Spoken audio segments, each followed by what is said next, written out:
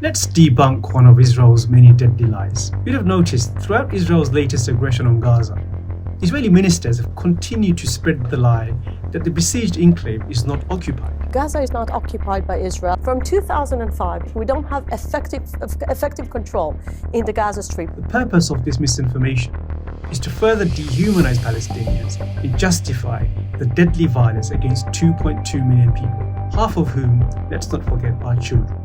Look at these Palestinians. We gave them freedom and they reward us with violence, hate and terror. That's what Israeli officials say. Instead of turning Gaza into the Singapore of the Middle East, they have turned it into a launchpad for terrorism. Instead of turning Gaza to a flourishing city, they took all the international support and they took it to build this underneath tunnel city. It became a terror city, an evil city. That's the lie Israel wants the world to accept. But is that really the case? So under the 2005 Israeli disengagement plan, Israel retained absolute authority over Gaza's airspace, territory and sea. And the key question here is, who has effective control? Does Israel pass the effective control test? And the answer is yes, it absolutely does. Without a shadow of a doubt, Israel has controlled Gaza from the air, land and sea, and over the course of a 16-year-long siege, turned the enclave into an open-air prison. And over the past week, Israelis themselves have debunked this claim in the clearest possible way.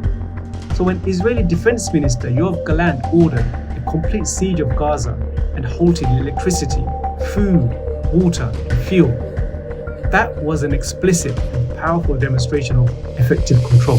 If Israel doesn't occupy Gaza, why then does it maintain the power to starve a population and withhold basic necessities? Israel wants you to believe the myth that it gave Gaza freedom back in 2005 when it withdrew from Gaza. That again is a lie. The absence of troops and the absence of illegal settlements, like we see in the occupied West Bank, does not mean the end of domination and control when you hold the power to cut off basic lifeline to a population. If Israel doesn't occupy Gaza, why then is it able to turn off the lights with a flick of a switch, stop Gazans from exporting their produce, cut Gazans from water with the turn of a tap, and have the final say over what can and cannot enter the strip? The truth is obvious, and the media must stop letting Israel peddle this deadly lie.